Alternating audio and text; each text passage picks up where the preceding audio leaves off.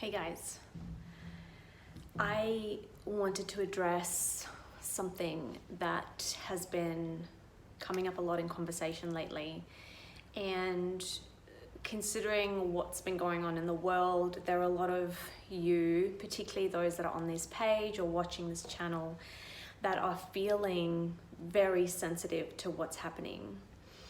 And I find it really challenging to find the words that are going to help you feel settled and calm and grounded, because I almost feel like trying to do that will be somewhat of a bypass, in that if you're feeling the emotions, you're feeling them. And if you are being drawn to emotional waves and you're experiencing those emotional waves, and there's a reason that you're experiencing them. And so I want to help clarify a couple of things that have really helped me. Well, I want to help clarify things for you, maybe.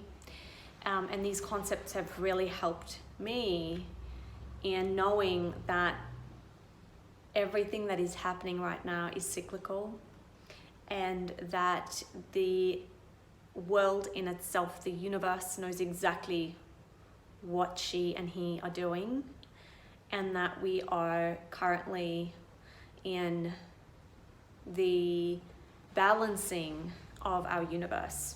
So there are many laws, and I have notes, so if I'm looking down, you know why. I just want to make sure I cover everything. So there are laws in this universe which are law. Like, nobody interferes with those laws. Not even God, source, the universe itself, interferes with these laws, because they are universal laws. It's just how it is. It's how it's always been. It's how it always will be. And there are consequences to these laws. And so whilst there are many different laws, we're going to talk today about the law of balance, and how this law, amongst many others, are actually programmed into our soul. Like, our souls are programmed with these laws. And of course, everything that is physical and energetic and emotional will also be then imprinted with these laws.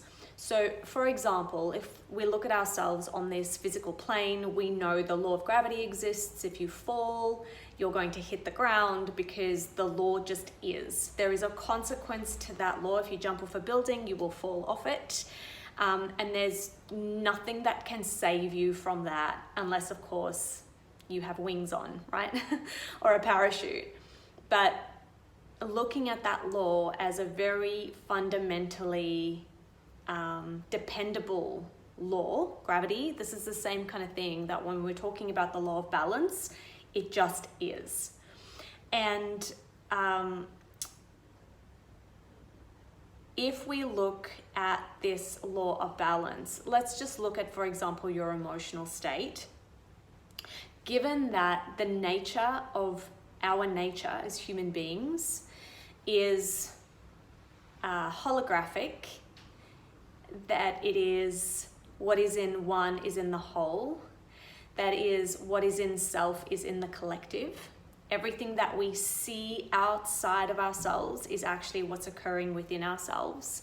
We wouldn't be able to pick up an emotion from something that we see or witness if it wasn't already within us, because we wouldn't recognize it. So for those of us who are feeling fear and anxiety from what we're seeing, it's important for you to know that that fear and anxiety already has been living in your body, but you are being mirrored. Like, that fear and anxiety is being mirrored in your world, so that you are now paying attention to it, right? So for those of you who are not experiencing any fear and anxiety, you know, where others may be, that just means that that particular issue or that particular circumstance is not triggering a response in your body, because it isn't within you. You don't have it, you don't house it, you haven't held onto it. And so therefore it hasn't had that physical and visceral response. Now, this law of balance is that you will seek balance regardless of you knowing it. your body, your soul, everything that's around you, nature in itself, will constantly seek to balance itself. And so why I bring this up is because people have been watching mainstream media, social media, and been getting really triggered into anxious responses from what they're seeing. And knowing that that anxiety already lives within may give you some sort of understanding as to why it's making you feel the way you feel, because you have some unresolved trauma within your own body. You may have some energy leakages. You may even be hemorrhaging energetically, which is, to say that the different levels of anxiety will be mirrored in what's actually happening to your energetic body or your emotional body. And in saying that you feel the anxiety, if you have an anxiety attack or a panic attack, or you feel a deep sense of fear or even anger, let's use anger because I know that there's a lot of anger going around right now. So if you go into a deep sense of anger, your body will try afterwards, after experiencing that anger, to replace that anger with another emotion. And so with the extreme feeling of anger, there will be an extreme feeling of guilt or sorrow or fear.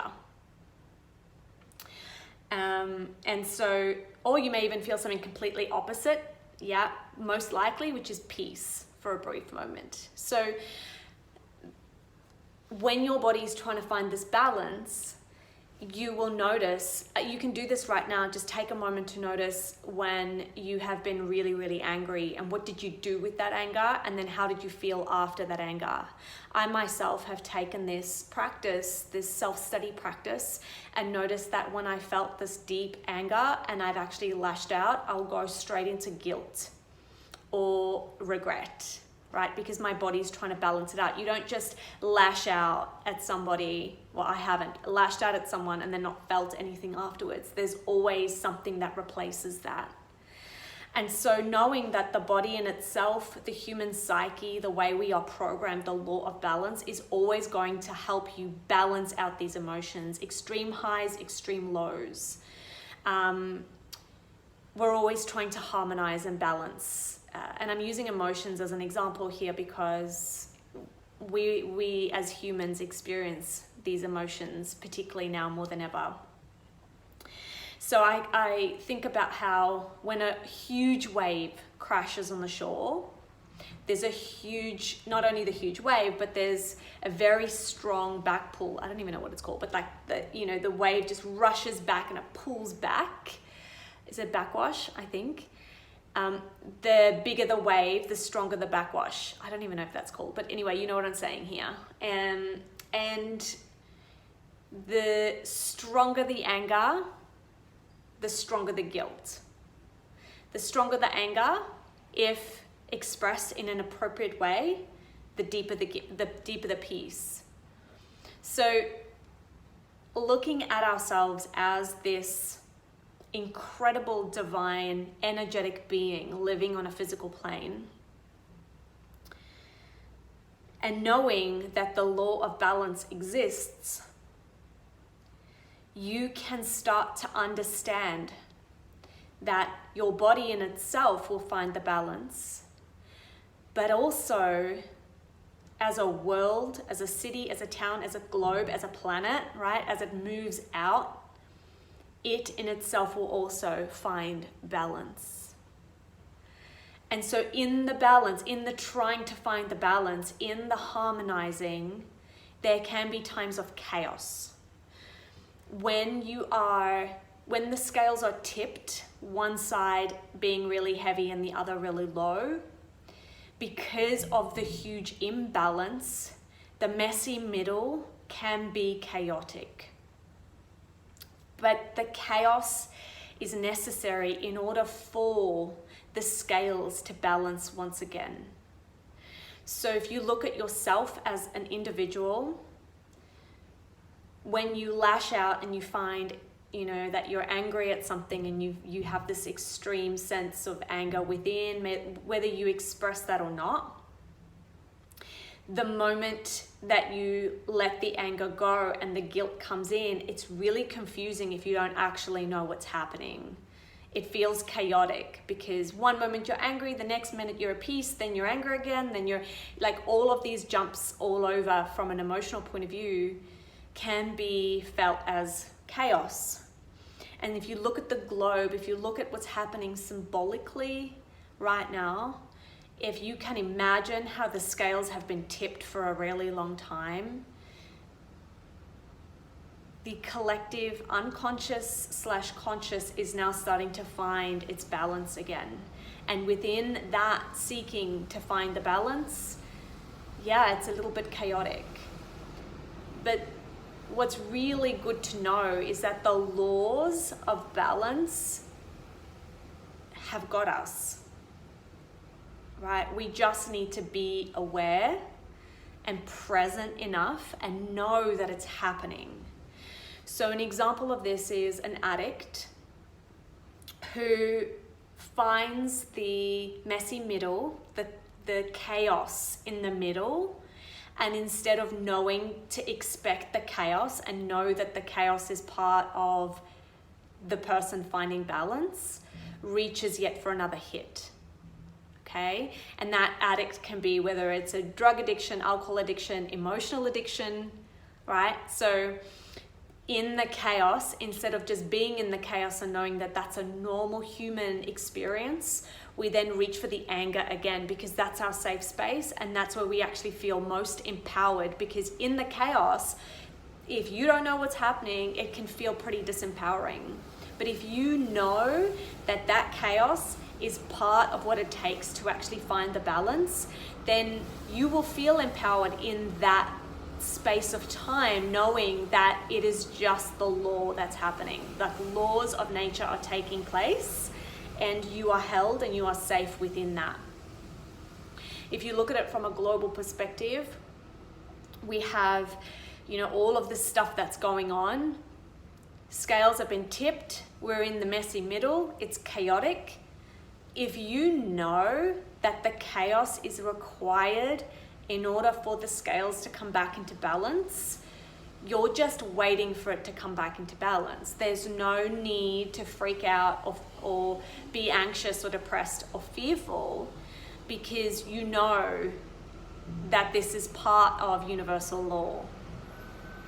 And so the other day I was asked at how I'm not freaking out about world events. And there are times where I look at what's happening and I'm deeply saddened, and I feel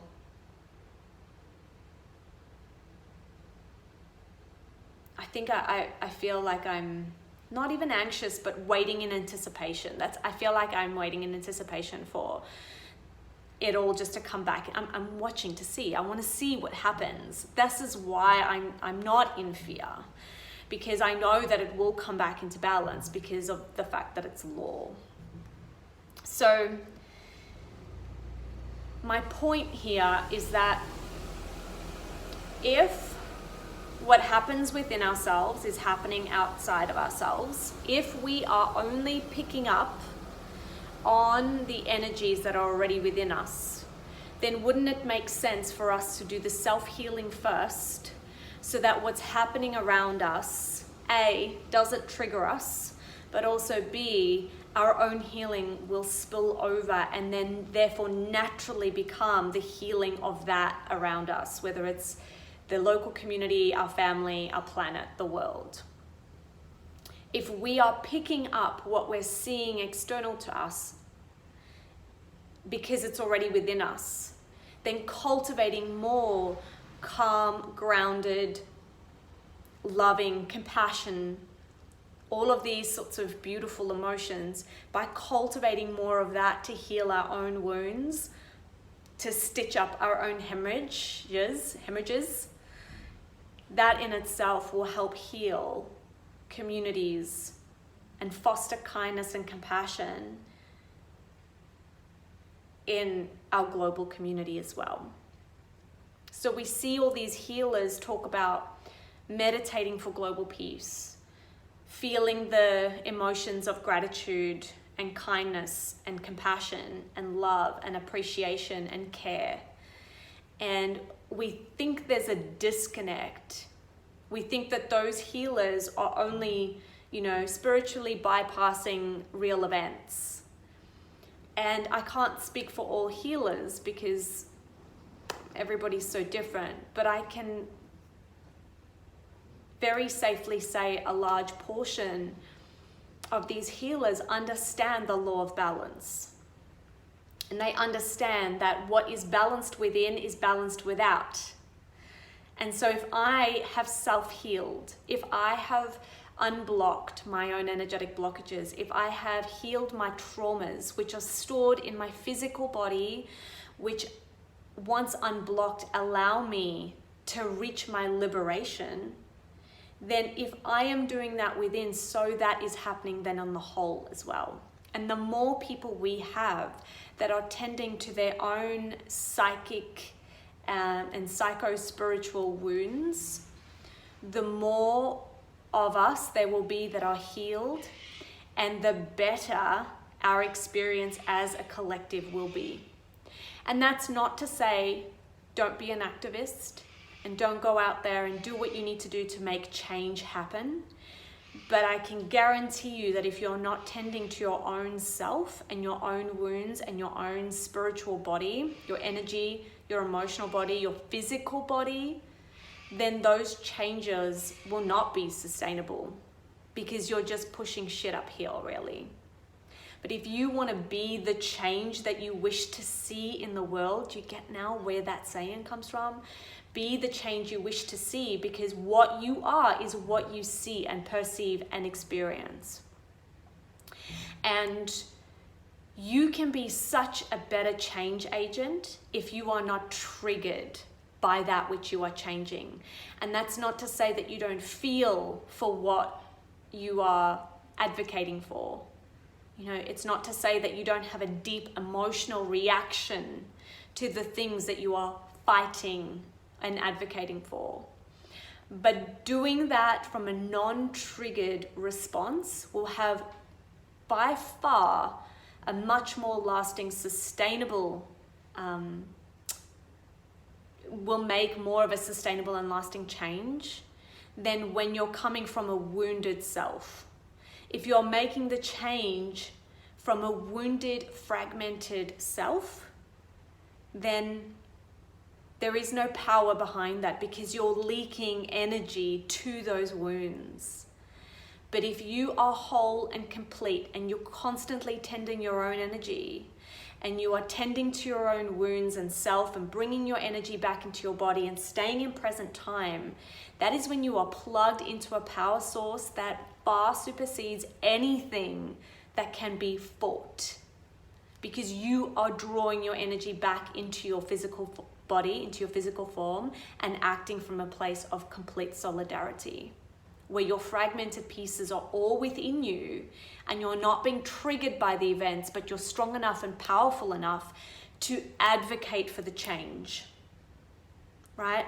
So when we talk about be the change you wish to see in the world, if you want to instigate change and be a change maker, a change agent, you have to start with self first. You have to cleanse your own energy, unblock your own energy centers, your nadis, your channels, and work from that place where you are whole, complete, and drawn back into your power source. So knowing that the nature of your nature is to constantly seek balance, seek the balance within yourself first, notice when you're out of balance so that you can see it in the world around you so much easier. Use yourself as the guinea pig. And from there, you will not only be much more powerful, but you will have so many more tools in your tool belt to actually go out there and create the change that you so desperately want to see. I would love to continue this conversation. Please let me know your thoughts.